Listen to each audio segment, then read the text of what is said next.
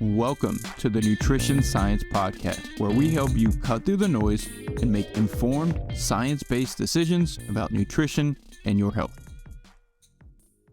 How's it going, everyone? Welcome back to another episode of the Nutrition Science Podcast. I am your host, Dr. Adrian Chavez, and in this episode, we are going to be discussing omega-3 fats. Chances are you've seen conflicting headlines with regard to consumption or supplementation with omega-3 fats. This is truly one of the most well-studied topics in nutrition, and there is a plethora of data for consumption and supplementation of omega-3 fats and various health outcomes. My goal in this episode is not to provide a detailed overview of all of the research in this topic because that would take hours in a multiple-part series, but I want to provide a general overview of omega-3 fat consumption and supplementation and various important health outcomes, and help you understand the utility of omega-3 fats when it comes to health and determine whether or not you want to include various foods that are rich in omega-3 fats or consider supplementation with omega-3 fats as well. Before we get started, I want to thank those of you who are supporting the show. I've had several of you provide various types of donations, and I really appreciate the fact that it's providing value for many of you. And you guys are willing to support it. I really do appreciate that. I will continue to post links for opportunities to support the show. You can provide donations through PayPal or through Patreon, and that will be incredibly helpful for helping keep this running and help me to be more consistent. I'm going to be doing weekly episodes for now, but my goal is to add in a Thursday or Wednesday episode where I'm covering a less science-based topic, but more practical implementation. Because, the science is important, but the implementation, whether or not you're actually doing it in your life, is really the most important thing. With that said, let's go ahead and jump into the content of the show. First, omega-3 fats are a class of polyunsaturated fatty acids. So they are part of the PUFA group of fatty acids. You may hear these PUFAs demonized, polyunsaturated fatty acids, demonized widely on social media. Those include the omega-6 and omega-3 fats. The omega-3 fats are the ones that we're going to be discussing today. The omega-6 fats I may cover in another episode, but that is not going to be part of, today's specific topic. There are three main fatty acids, three main omega-3 fats.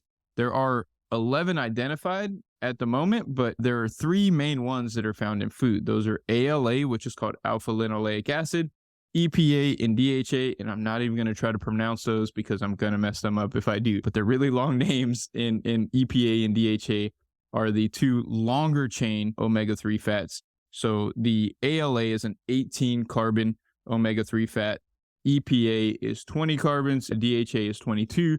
You don't really need to know all of this stuff, but when you hear someone say longer chain omega-3 fats, they're talking specifically about EPA and DHA, and not ALA. And I'll talk about why that's important in a little bit. These fatty acids are important for cell membrane function. So when we consume these fats, they get incorporated into the cell membranes and various tissues throughout the body, and they're important for the function of those membranes. So they get incorporated into, like I said, tissues throughout the body, and specifically they seem to be important, the DHA, particularly with brain function. So there's higher levels of DHA in our brain tissue, and the DHA seems to be an important factor in brain function. These omega-3 fats serve as precursors for what are called eicosanoids. And these molecules in our body can help to regulate inflammation. So there's pro-inflammatory and anti-inflammatory eicosanoids, and the anti-inflammatory eicosanoids are basically produced from some of these omega-3 fats, from the DHA and EPA. So this is, and we'll talk about this a little bit later, but this is one of the reasons that these omega-3 fats can help to regulate inflammation. So I mentioned earlier that there are three major types of omega-3 fats. There's the ALA, there's the EPA, and then there's the DHA. So the ALA is primarily found in plant foods. So you'll find ALA in flax seeds, chia seeds, flax oil, soybeans, and canola oil to a lesser extent as well. And the ALA is what is called the parent molecule. So the ALA can be converted into EPA and DHA. So the ALA is essential. It's called an essential fatty acid because we can't produce it in our body and we have to consume it. EPA and DHA aren't necessarily classified as essential because we can produce them from ALA, but that conversion happens at a low rate, as we'll discuss a little bit later. The EPA and DHA are primarily found in marine foods, so foods like fish and krill and algae. All of the EPA and DHA originates from microalgae, and the phytoplankton consume microalgae, fish consume phytoplankton, fish accumulate these omega-3 fatty acids in their tissues, and then we get them from fish. You can get them directly from microalgae, but we'll discuss a little bit later. Those are not as concentrated sources of these omega-3 fats as things like fatty fish. So the top sources of ALA I mentioned earlier include flaxseed. So flaxseed oil will provide about 7 grams of ALA per tablespoon, which is quite a lot. Chia seeds, which can provide about 5 grams per ounce. English walnuts, which provide about 2.5 grams per 1 ounce. Flax seeds, which provide about 2.35 grams per tablespoon. And canola oil, which provides about 1.28 grams per tablespoon. So this is all ALA. So this is the parent compound that can be converted into EPA and DHA. When it comes to EPA and DHA, the top source is salmon, which provides about 1.25 grams of EPA per 3-ounce serving and 0.5 grams of DHA. So as you can see, the total amounts of omega-3 fats are a little bit lower in the animal food sources, but we'll discuss a little bit later. These are the EPA and DHA are the important molecules that are most well researched for health outcomes. So there's lower amounts relative to some of the higher sources of ALA. However, these are the specific nutrients that seem to be driving a lot of the health benefit associated with omega-3 fat consumption. So salmon is the number one source. And then you have herring, which provides about 1 gram of EPA and 0.7 grams of DHA per serving, which is about 0.7 grams of EPA, 0.5 grams of DHA per serving, and then mackerel, which is about 0.6 of EPA and 0.4 of DHA per serving. So these are some of the top sources of marine-based omega-3s. According to the National Academy of Medicine, the recommended daily intake or daily adequate intake for omega-3 fatty acids is 500 milligrams from birth to 12 months. Breastfed babies will get that in the breast milk, and formula-fed babies, it's recommended to make sure that they're getting that some other way. So sometimes formulas are fortified with omega-3 fatty acids. After 1 year old, all of the recommendations for omega-3 fats are specific to ALA. So we have established ALA as an essential fatty acid, and the EPA and DHA currently aren't considered essential because they can be produced from the ALA. So ALA recommended adequate intakes are 700 milligrams for kids 1 to 3 years old, 900 milligrams for kids 4 to 8 years old, 1.2 grams for males 9 to 13 years old, 1 gram for females, and 1.6 grams for males over 14, and 1.1 grams for females who are over 14. Nutritional needs go up during pregnancy and lactation for women. So they go up to 1.4 grams during pregnancy and 1.3 grams during lactation for women. So omega-3 needs go up just a little bit during those periods of time because you're helping with the cell membrane development and brain development of a child. And also for breastfeeding mothers, your omega-3 status is going to impact the omega-3 content of the breast milk, and that is going to impact your child's intake of omega-3. All of these values, as I mentioned, refer to ALA and not EPA and DHA, because as I mentioned, EPA and DHA can be produced from ALA. However, the conversion of ALA to EPA and DHA is quite low and estimated to be about 5% for EPA and about 0.5% for DHA. So if you had 2 grams of ALA, so you consumed 1 tablespoon of flaxseed, you would potentially be getting about 100 milligrams of EPA, or your body will be converting that to about 100 milligrams of EPA and about 10 milligrams of DHA because of that very small conversion rate.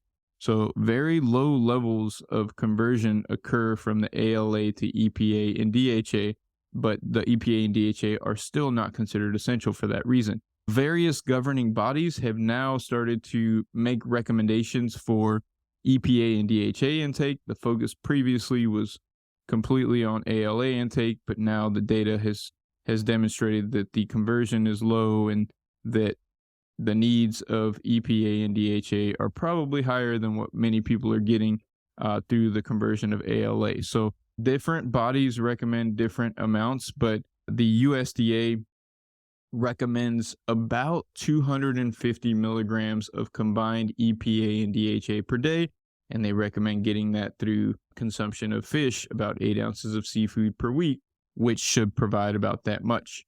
In the US, adults on average are consuming enough total omega-3s based on population research asking people about their consumption of omega-3 fatty acids. However, there was a study that was published in the British Medical Journal in 2021 that looked at blood concentrations of EPA and DHA, and based on that, they determined that 95% of children and 68% of adults in the US had blood concentrations that were below what would be expected if they were consuming that recommended 250 milligrams of combined EPA and DHA per day. So although Americans are consuming enough ALA, and a lot of that's coming through canola oil, blood levels of EPA and DHA are generally insufficient in US populations. They're much higher in Asian populations and other cultures that eat more seafood, but in the US, EPA and DHA levels tend to be quite low. So why is this important?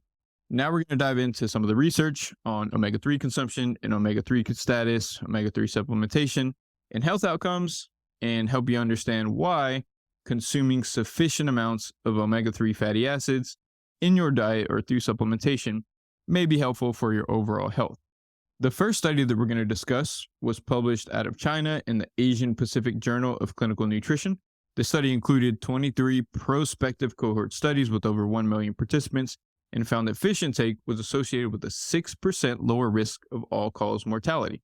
So death from any cause was 6% lower among individuals who had the highest level of fish intake versus individuals who had the lowest level of intake. In addition, when they looked at consumption of EPA and DHA specifically, they found a 14% reduction in death from any cause among the highest consumers versus the lowest consumers.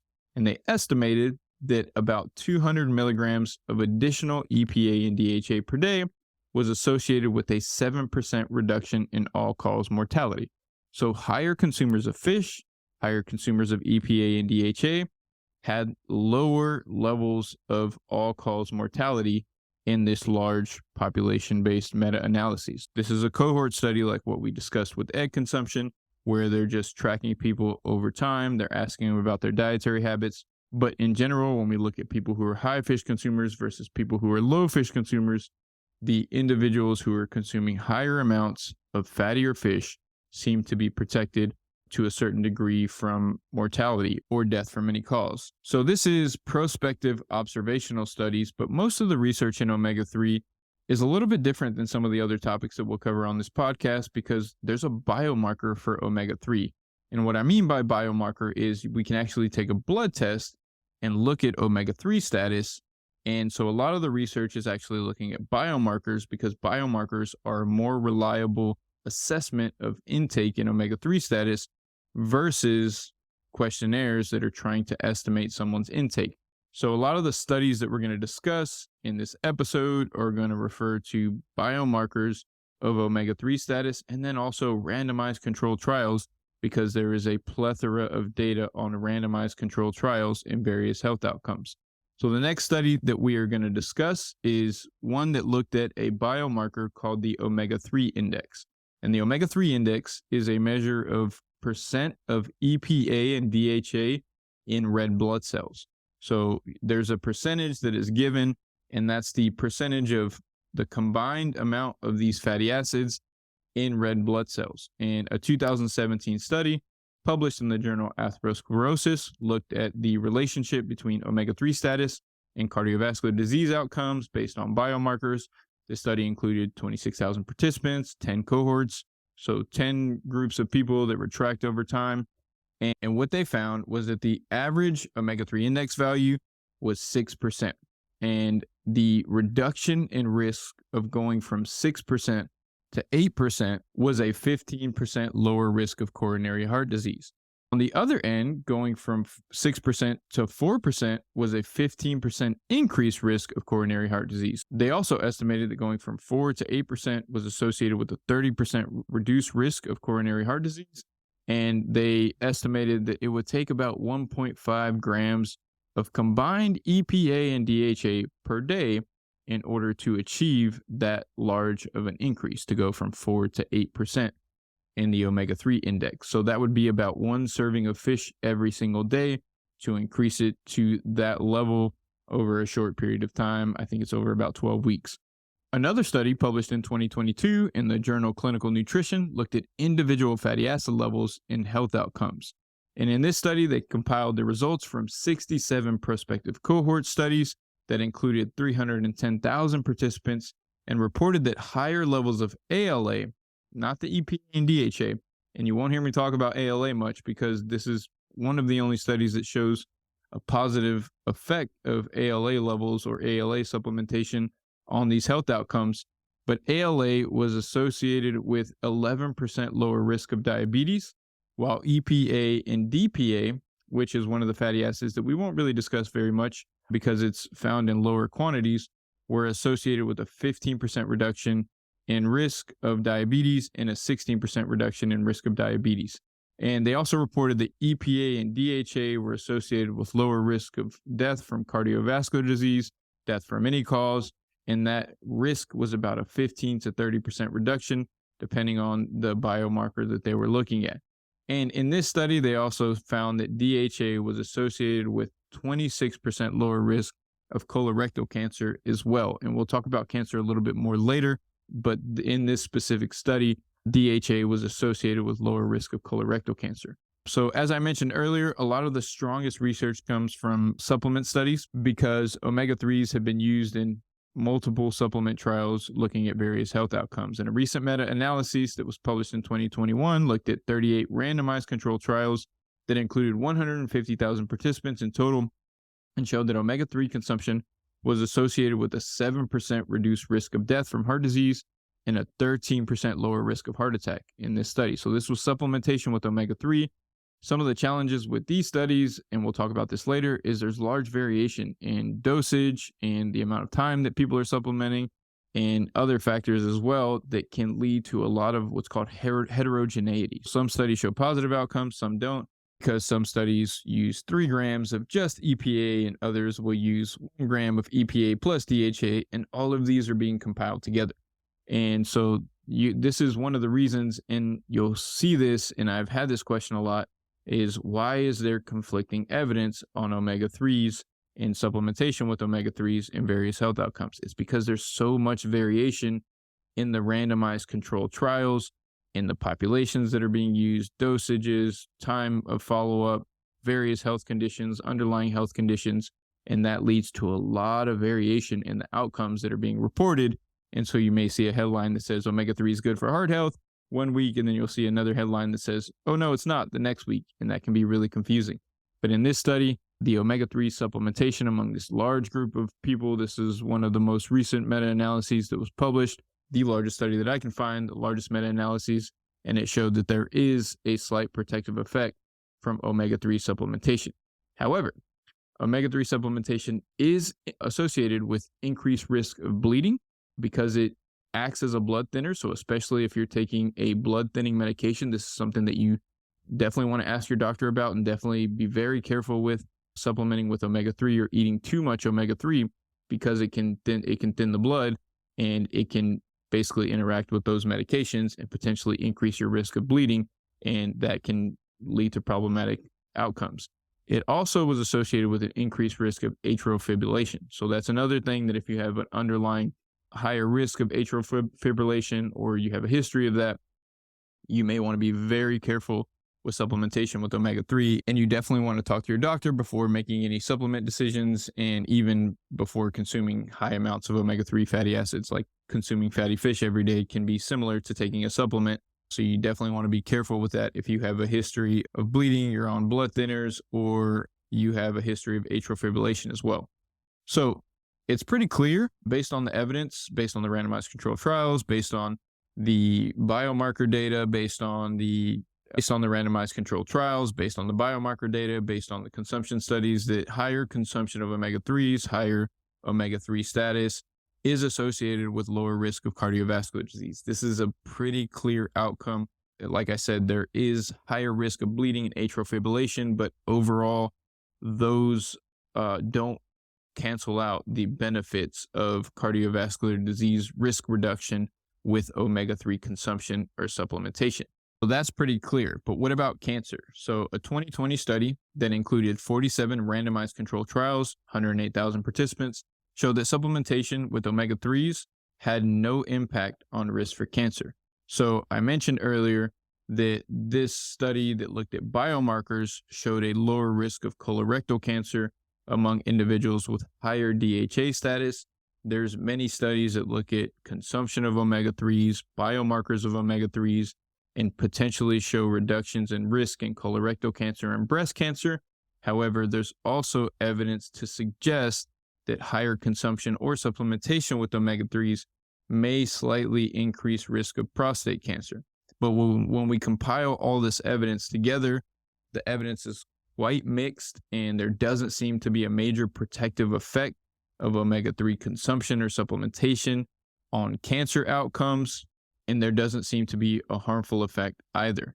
Another major area of research with omega-3 fatty acids is cognitive decline. And there was a study that was published in the American Journal of Clinical Nutrition that included a meta-analysis of 21 cohort studies. So these aren't supplementation studies, that had 180,000 people, and they found that fish intake was associated with slightly lower risk of Alzheimer's and dementia, and an additional 100 milligrams of DHA, which I mentioned earlier is important for brain function, was associated with 14% lower risk of dementia and 37% lower risk of Alzheimer's disease. So total fish consumption was associated with slightly protective effects.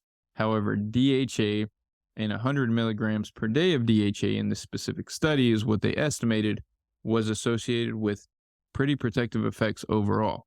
However, these data are not backed up by supplement trials. So there's been multiple supplement trials with Alzheimer's and dementia.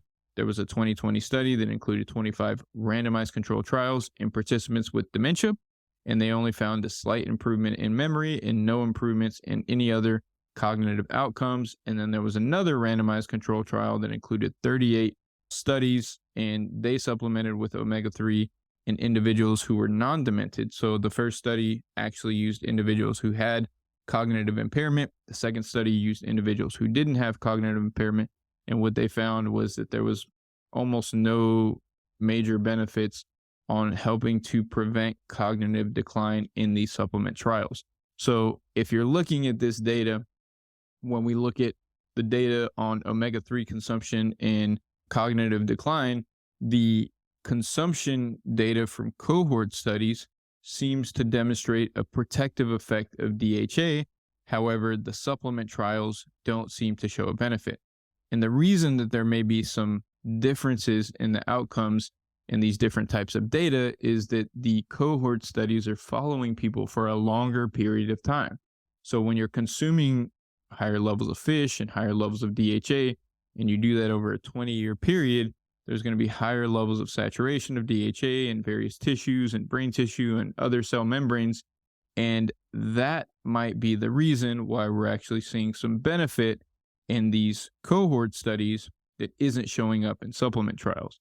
So there's two kind of differences in the way that omega-3 fats are approached. So if you're consuming omega-3 fats and you're doing that over the course of your lifetime, this is more of a protective, preventative effect. Whereas with some of these other trials where they're supplementing, they're trying to use these omega-3 fats as a treatment. And this is one of the reasons that I mentioned that we see different outcomes in different articles is, you might see an article that says consumption of omega-3 fats is protective against cognitive decline. And then you might see another one that says supplementation with omega-3 fats doesn't help prevent Alzheimer's. And I think the main reason why we're seeing these types of effects is because of the length of time that we're consuming these omega-3 fats. So when you consume them throughout the course of your lifetime, there's probably going to be more of a protective effect than trying to supplement higher doses over a shorter period of time. Omega-3 supplementation has also been tested for a number of different conditions, and most of these studies were done because of the fact that the consumption of omega-3 fats was associated with lower levels of these diseases. So it's been tested for age-related macular degeneration, dry eye disease, rheumatoid arthritis, depression, inflammatory bowel disease, ADHD, childhood allergies, hypertriglyceridemia, and a reduction in inflammatory biomarkers. So there's been multiple trials for each of these conditions testing supplementation of omega-3 on these various health outcomes. And again, the reason that these supplementation trials were done in the first place is because we first had biomarker and consumption data that seems to show a protective effect of consuming these omega-3s, and that warrants doing a supplement trial to see if supplementation with these fatty acids can be beneficial. And overall, omega-3 fatty acid supplements don't seem to improve age-related macular degeneration. The evidence is mixed for dry eye disease. Some studies show benefit, some don't. The benefit is generally very mild.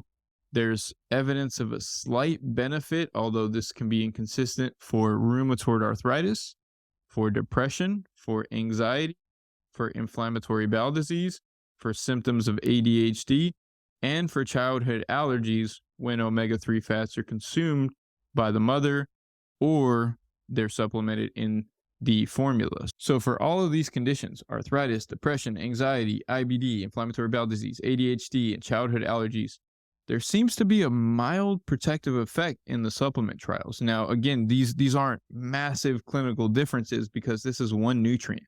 So I think a lot of people expect with supplements, and this is why they're called supplements, a lot of people expect that, oh, you're going to take a supplement, it's going to have this massive effect.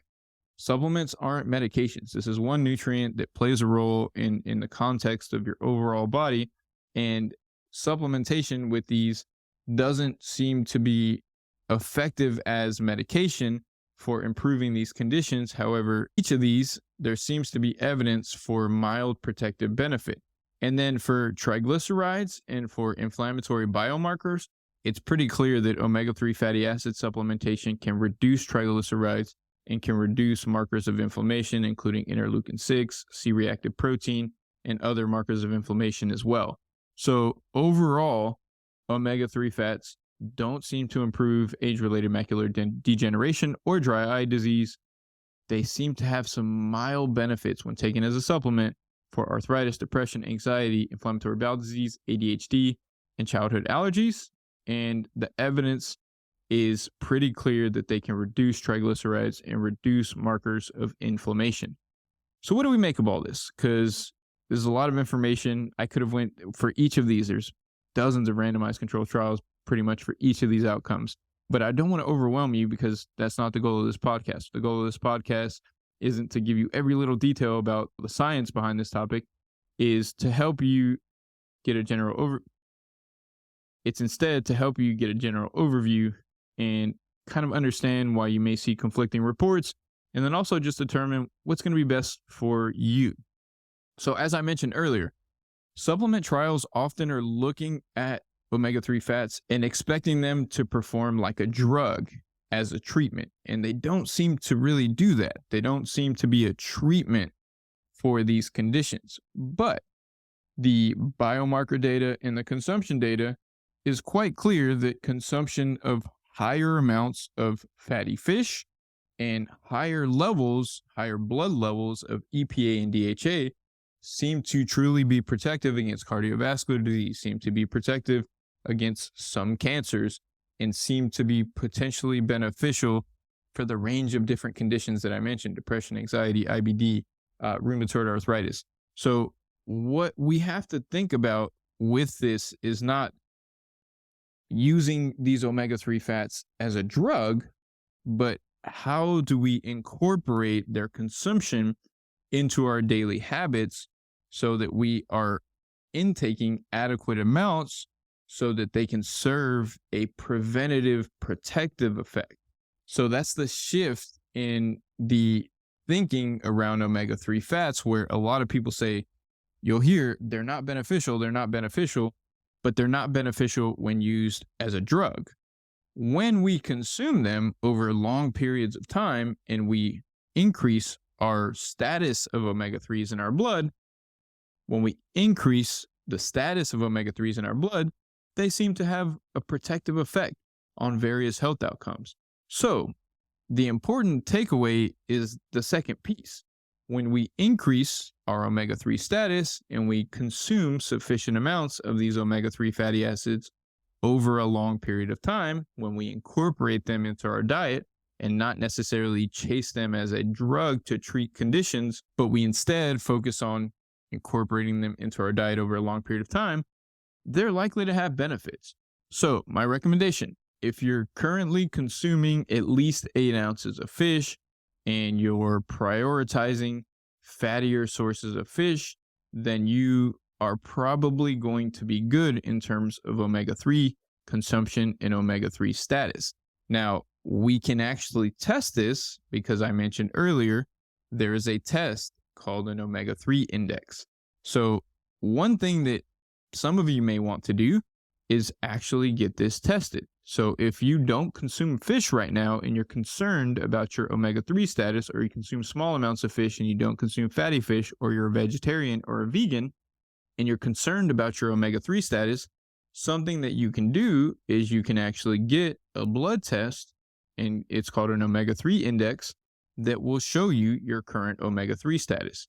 Recommendations are to get it above 8%.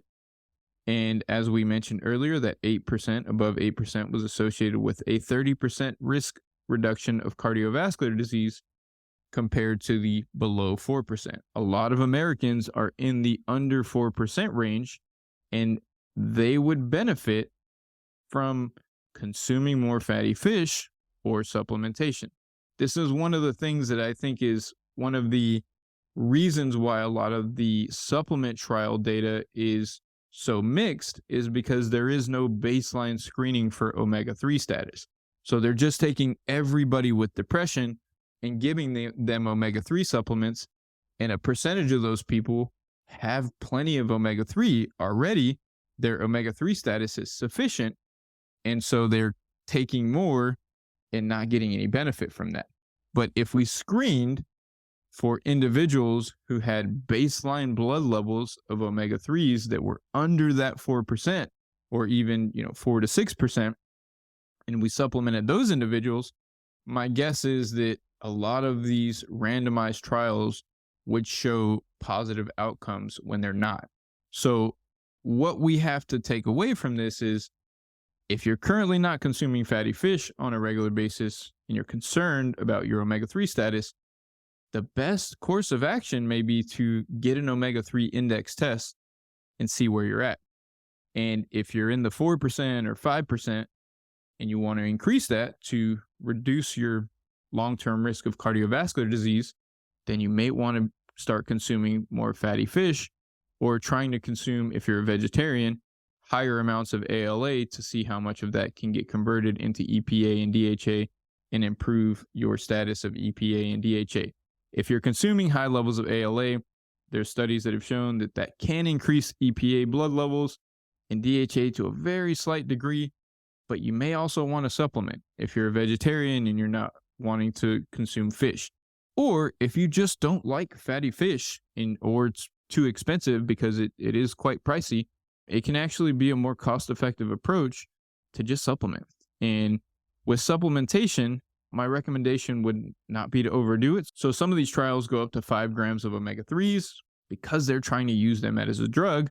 But as I mentioned earlier, that's not the goal. The goal would be to consume sufficient amounts for a long period of time, which would be a smaller dose. So most studies, when we look at dosages, it's about 1 gram total of EPA and DHA, and typically 700 milligrams of EPA and 300 milligrams of DHA that start to show benefits on some of these outcomes. And that in my opinion, is probably a good, safe bet. Now, you definitely want to talk to your doctor before taking any supplements and make sure that there isn't going to be any interactions. The main ones, as I mentioned, are atrial fibrillation and bleeding, but you definitely want to be careful, especially if you're thinking about taking high doses, which I don't recommend at all. But if you're just taking, let's say, for example, that 1 gram per day dose, that should be more than sufficient for those who aren't consuming fish. And if you're a vegetarian, there's an option for supplementation. You can actually supplement with algae, which is going to have plenty of DHA. It's going to have lower levels of EPA, but if you're a vegetarian, you can get some of that EPA from your ALA. So say, for example, you're a vegetarian, you're not going to consume fish or supplement with fish oil. What you can do is you can consume flax seeds, chia seeds, and get plenty of ALA through those methods, and then supplement with DHA by taking an algae supplement. So that's an option for those who are vegetarian. If you're not vegetarian, you don't eat fish, it may be wise to use a fish oil supplement. And as I mentioned, 1 gram should be a sufficient dose to help maintain adequate blood levels over time. If you want to be absolutely sure, I recommend going and getting an omega-3 index test to see where you're at, because some of this omega-3 status can vary by genetics, by our own ability to synthesize or convert ALA to DHA and EPA. So could be the case that you're a vegetarian and you only eat chia seeds, but you have sufficient levels of EPA and DHA. It's unlikely, but it could be the case. So if you really are concerned about this topic and you want to be precise and make sure, you can go ahead and get that omega-3 blood test. It's like $75 to $100. You can purchase it online. You can ask your doctor for it, but sometimes they may not know what it is. And if they bill you through insurance or they bill you directly through their practice, you're probably going to have to pay a lot more than if you purchased it directly online. And I'll post a link in the show notes where you can find that blood test. But truly, there's many different websites online where you just purchase the requisition online. You show up to a LabCorp or another blood draw clinic in your area. They run the test. They send you an email of the results, and it'll show you, are you 4%, 6%, 8%, and they'll show you the cutoffs in the specific printout as well. So it's pretty easy to read, very simple test. It'll show exactly where you are in terms of status, and then you can make a decision that's a little bit more informed based on your current status. But if you don't want to do that and you just say, hey, I just know I'm not consuming enough fish, and I know it's probably going to be beneficial for me to start to use a fish oil supplement or consume more fish, would be my first recommendation. Consume more fatty fish throughout your day. But like I said, there's reasons why people wouldn't want to do that: taste and also cost. So if you wanted to instead supplement with omega-3 fats, I'm going to post a link to my online supplement dispensary. You can purchase. There's some fish oil options there, and cod liver oil and other options that provide omega-3s. And my recommendation, as I mentioned, would just be to stick around that 1 gram per day as a safe level. On the other side, if you're a vegetarian, then in that case, it may be wise to supplement with DHA, and there are supplements for that as well that I will also post a link to in the show notes. So in the show notes, you'll find links to a website called Fullscript. This is an online dispensary where you can purchase directly. So this is direct from manufacturer. I prefer this over Amazon because Amazon can be great, but it can also be hit or miss, because anybody, let's say, for example, you search up one of the fish oil supplements I like is Vital Nutrients. So let's say you searched up Vital Nutrients fish oil and you found a fish oil that was, that brand.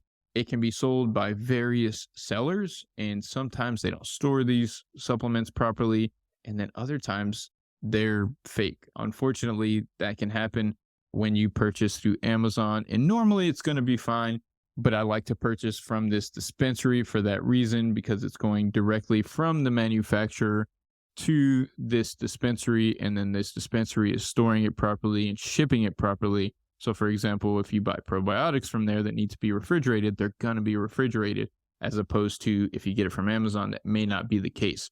So if you're interested in supplementing with omega-3 to get your needs met, you can find links for that in the show notes, and anyone who signs up under my dispensary will get 20% off. And I get a small cut of that as well. I think it's like 10% of all sales or 15% of all sales. So that helps to further support the podcast in another way as well. So, quick overview. Omega-3 fatty acids are essential fatty acids that we have to consume through food. We don't synthesize them. The one that is considered essential is ALA. The two that are most well studied for health benefits are EPA and DHA. We can turn ALA into EPA and DHA, but the conversion of ALA to those other fatty acids is limited. So in many cases, we want to be directly consuming some EPA and DHA. You're going to be able to get this through fatty fish, but if you're not consuming fatty fish, then it may be wise to decide to supplement with, if you're a vegetarian, with a algae supplement, which can provide DHA, but it doesn't provide very high amounts of EPA, or through a fish oil supplement, which can provide higher amounts of EPA. Typically, the ratios are flipped when you're getting a fish oil supplement. Those are going to be higher EPA versus DHA, depending on the supplement, though. And the ones I recommend will be basically 1 gram of total EPA DHA per serving, and higher amounts like 600 milligrams and 400 milligrams of EPA and DHA respectively. So that would be my recommendation. If you really want to be certain that your omega-3 status is where you'd like it to be, you can get an omega-3 index test and check that out. So hope this information was helpful. I feel like this topic, like I said earlier at the beginning, just can never be covered fully. But my goal in this episode was really to kind of provide a general overview. And I don't recommend, as I mentioned earlier, trying to use this as like a quote unquote treatment. Like, for example, if you have anxiety or depression, like don't take this expecting that it's going to cure your anxiety or depression, but take it or eat more of it in order to increase your omega-3 blood levels so that you can take advantage of all of the various protective effects that come along with consuming more omega-3 fatty acids. So, like I said, I hope this episode was helpful and not confusing or more overwhelming than this topic already is.